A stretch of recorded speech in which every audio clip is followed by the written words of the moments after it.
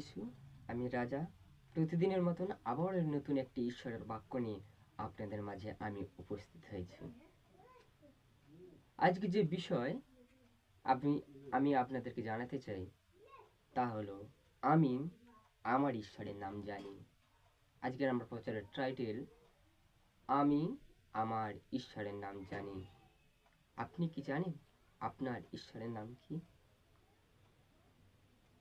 এখন মোবাইল খুললে সোশ্যাল মিডিয়ায়, ইউটিউব বলো, ফেসবুক বলো, যখনই খুলি তখনই দেখি ও ধর্মকে নিয়ে বলছে, ও ধর্মকে নিয়ে বলছে।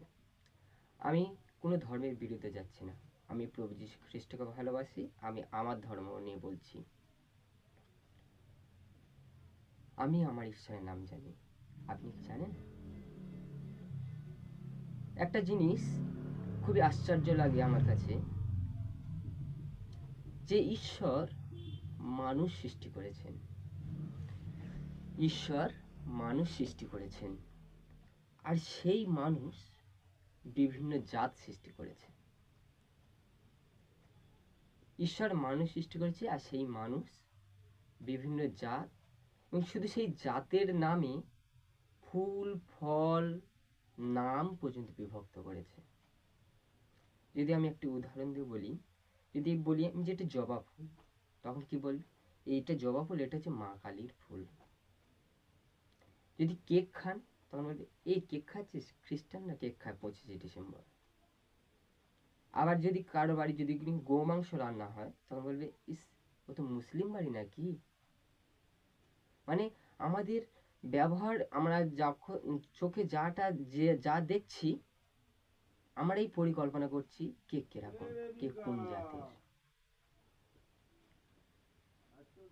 আজকের আমি দেখাবো বাইবেল থেকে আমার ঈশ্বরের নাম কি। আসুন আমরা দেখি বাইবেল থেকে।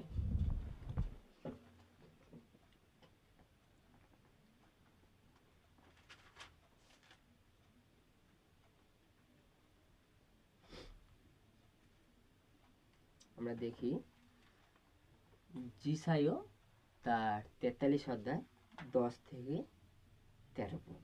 যিশাইও 43 অধ্যায় 10 থেকে 13 পদ।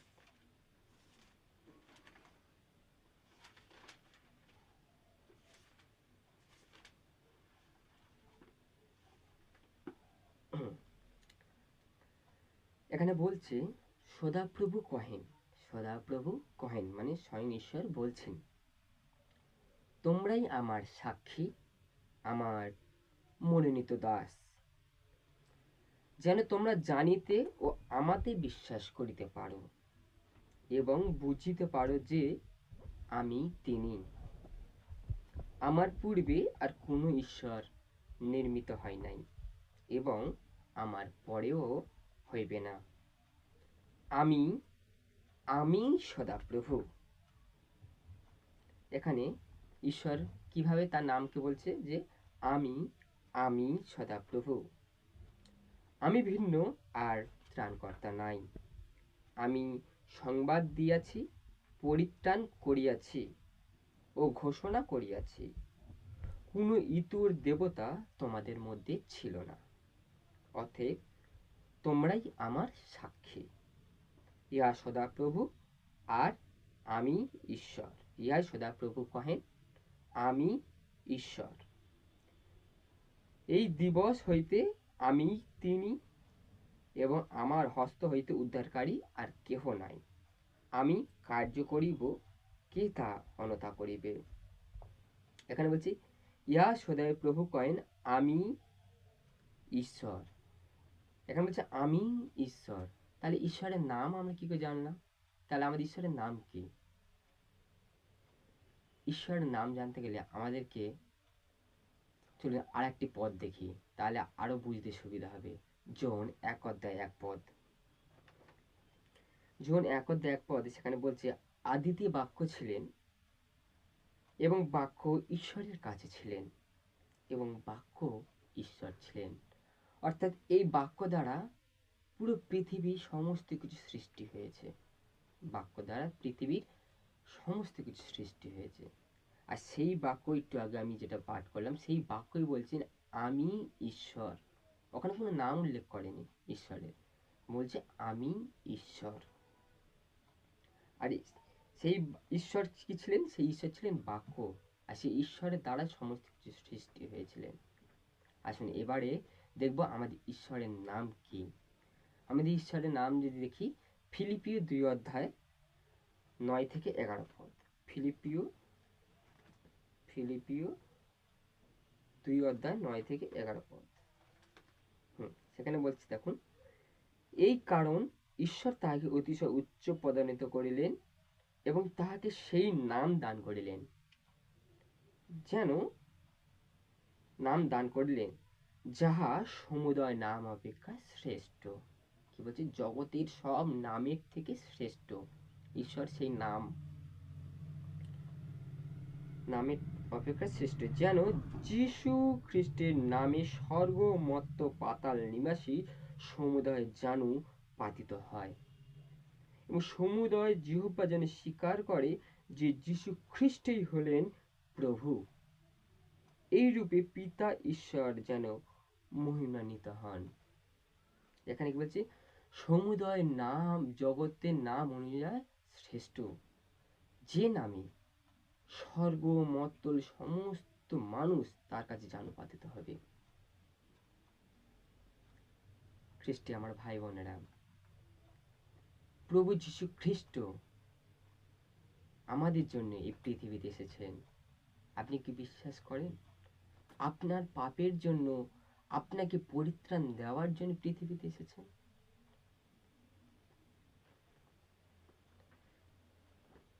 আমার এই ভিডিওটি আজকে যারা যারা দেখছেন, অনেক বিধর্মী মানুষরাও এই ভিডিওটা দেখছেন। আপনারা হয়তো মনে করছেন যে এ শুধু খ্রিস্টানদেরকে নিয়ে বলছে, এই বাইবেল পাঠ শুধুমাত্র খ্রিস্টানদের না। ঈশ্বর কোন খ্রিস্টানদের জন্য কোনো কিছু বলেননি যে শুধুমাত্র খ্রিস্টানদের জন্য আমি। আপনি যদি যোহন 3 অধ্যায় 16 পদ পড়েন, সেখানে স্পষ্ট বুঝতে পারবেন। যোহন 3 অধ্যায় 16 পদ, এখানে বলছে, কারণ ঈশ্বর জগৎকে এমন প্রেম করলেন যে আপনার একজাত পুত্রকে দান করিলেন। কি বলছে? ঈশ্বর জগৎকে প্রেম করিলেন। আর এই জগতে প্রত্যেক জাতির বসবাস রয়েছে, প্রত্যেকের মানুষের বসবাস রয়েছে। আর ঈশ্বর এই জগৎকে প্রেম করে তার একমাত্র পুত্রকে আমাদের মধ্যে তিনি দিয়েছিলেন, যেন যে কেহ তাহাকে বিশ্বাস করে সে বিনষ্ট না হয় কিন্তু অনন্ত জীবন পায়। আপনারা মনে করছেন যে যারা শুধু খ্রিস্টান আছে তাদের জন্য না, বলছি যে কেউ তাকে বিশ্বাস করতে পারে। আপনি যদি সনাতন ধর্মের মানুষ হয়ে থাকেন, আপনিও বিশ্বাস করুন। আপনি যদি মুসলিম ধর্মের মানুষ হয়ে থাকেন, আপনিও বিশ্বাস করুন, দেখুন আপনিও পরিত্রাণ পাবেন। প্রভু যীশু খ্রিস্ট কোনো ধর্ম প্রচার করতে আসেনি। তিনি একজন প্রেমের ঈশ্বর। তিনি পথ দেখে গিয়েছেন আমরা কোন পথে যাব আর কোন পথ অনুসরণ করলে আমার পিতার কাছে যেতে পারবো। তিনি কোনো ধর্ম সৃষ্টি করতে আসেনি।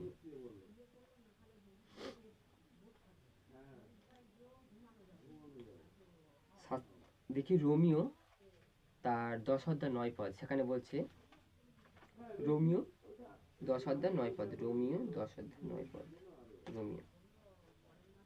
রোমিও 10 অধ্যায় 9 পদ বলছে, কারণ তুমি যদি মুখে প্রভু যিশুকে প্রভু বলিয়া স্বীকার করো এবং হৃদয়ে বিশ্বাস করো যে ঈশ্বর তাহাকে মৃতগণের মধ্য হইতে উত্থাপন করিয়াছেন, তবেই তুমি পরিত্রাণ পাবে। খ্রিস্টের আমার ভাই বোনেরা, আপনি কি প্রভু যিশুকে প্রভু বলে স্বীকার করেন? আজই স্বীকার করুন তাহলে। কারণ প্রভু যীশু খ্রিস্ট সেই দ্বার, যে সেই পথ, যে পথ আমরা অনুসরণ করে পিতার কাছে যেতে পারবো, সেই দ্বার, যে দ্বারের মধ্যে থেকে আমরা পিতার কাছে যেতে পারবো। এখানে বলছে, কারণ তুমি যদি মুখে যিশুকে প্রভু বলে স্বীকার করো এবং হৃদয়ে বিশ্বাস করো যে ঈশ্বর তাকে মৃতগণের মধ্য হইতে উত্থাপন করেছেন, তবেই তুমি পরিত্রাণ পাইবে। কেন অবিশ্বাস করো? বিশ্বাস করো। কারণ বাইবেল বলে প্রভু যীশু খ্রিস্ট তোমাদের বিশ্বাস যেন সরিষা দানার মতন হয়।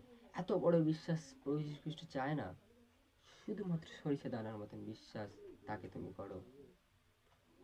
যোহন 14 অধ্যায় 12 পদ যদি দেখি, যোহন 14 অধ্যায় 12 পদ, যোহন 14 অধ্যায় 6 পদ, যোহন 14 অধ্যায় 6 পদ, সেখানে বলছে, যিশু তাহাকে বলিলেন, আমি পথ সত্য ও জীবন, আমা দিয়ে না আসলে কেহ পিতার নিকটে যাইতে পারে না। কি বলছে? আমি পথ সত্য জীবন। প্রভু যীশু খ্রিস্ট বলছে আমি পথ সত্য জীবন, আমা দিয়া না আসলে কেউ পিতার নিকটে আইসে না। প্রভু যীশু খ্রিস্ট ছাড়া আমরা আর পিতার কাছে যেতে পারবো না। প্রভু যীশু খ্রিস্ট হলেন একমাত্র ত্রাণকর্তা, আর আমাদের সেই একমাত্র ঈশ্বর, যিনি স্বয়ং আপনার পাপের জন্য, আমার পাপের জন্য এই পৃথিবীতে অবতীর্ণ করেছে প্রভু যীশু খ্রিস্টর নাম নিয়ে। থমা যখন যিশুকে জিজ্ঞেস করলো যে, প্রভু, গুরু, তুমি আমাদের ঈশ্বরকে দেখান, পিতাকে দেখান, তখন যিশু বলেছেন, থমা, এতদিন আমি তোমাদের মধ্যে আছি, তুমি কি জানো না? কেন কথা তুমি বললে? যে আমাকে দেখেছে সে আমার পিতাকেও দেখেছে। অর্থাৎ প্রভু যীশু খ্রিস্ট বলছে আমি এবং আমার পিতা এক। আদিতে যে বাক্য, ঈশ্বর সমস্ত কিছু সেই বাক্য দ্বারা সৃষ্টি করেন, সেই বাক্য মাংসে মূর্তিমান হয়ে এসেছেন আপনার আমার পাপের জন্য। প্রভু যীশু খ্রিস্ট তার আমাদের পাপ তার নিজের কাঁধে নিয়েছেন, এবং আমাদের যেটা পাওনা ছিল, আমাদের পাপের বেতন মৃত্যু, সেই মৃত্যু তিনি বরণ করেছেন। আর সেই মৃত্যুর মধ্যে থেকে তিনি পথ দেখেছেন, আমরাই যেন সেই মৃত্যুর মধ্যে থেকে যেন তার কাছে যেতে পারি। আমাদের দৈহিক মৃত্যু আছে, আমাদের দেহের মৃত্যু আছে, কিন্তু আমাদের আত্মার মৃত্যু নেই। কারণ বাইবেল বলে যে আত্মা, মাটির দেহ মাটি যাবে, আত্মা যাহার দান তাহার কাছে আবার ফিরিয়া যাবে। আত্মা কখনো বিনষ্ট হয় না। আত্মা যে স্বর্গরাজ্য থেকে ঈশ্বর দান করেছেন, ঈশ্বরের কাছে আবার সেই আত্মা ফিরে যাবে। এখন এটাই বিষয় যে আপনি কি এমন কর্ম করেছেন যে আপনি তো ফিরে যাবেন, কিন্তু আপনি কি তার চরণের ঠাঁই পাবেন? আপনি কি এমন কোনো কর্ম করেছেন যে ঈশ্বরের চরণতলে আপনি ঠাঁই পাবেন? ঈশ্বরের বাক্য মতন জীবনযাপন করুন, ঈশ্বরের আজ্ঞা মতন জীবনযাপন করুন। এবার বলবেন যে ঈশ্বরের আজ্ঞা কি? প্রভু যীশু খ্রিস্ট দুটো আজ্ঞা দিয়েছে। এক, তোমার সমস্ত মন, তোমার সমস্ত প্রাণ, তোমার সমস্ত শক্তি দিয়ে তোমার ঈশ্বর সদা প্রভুকে তুমি প্রেম করিবে, কেবল তাহারই আরাধনা করিবে। আর দ্বিতীয় আজ্ঞা, তোমার চারিপাশে থাকা সমস্ত প্রতিবেশীকে তুমি নিজের মতন করে প্রেম করবে, নিজের মতন করে ভালোবাসবে। এই দুটি আজ্ঞা, চার মহৎ কোনো আজ্ঞাই নেই। আপনার বাইবেল অনুযায়ী, ঈশ্বরের আজ্ঞা অনুযায়ী জীবনযাপন করুন। আর অন্য কোনো নাম নেই যে নামে আমরা পরিত্রাণ পেতে পারি, একমাত্র প্রভু যীশু খ্রিস্টের নাম। হালেলুয়া, ঈশ্বরের প্রশংসা হোক। আসুন আমরা প্রার্থনায় আসি।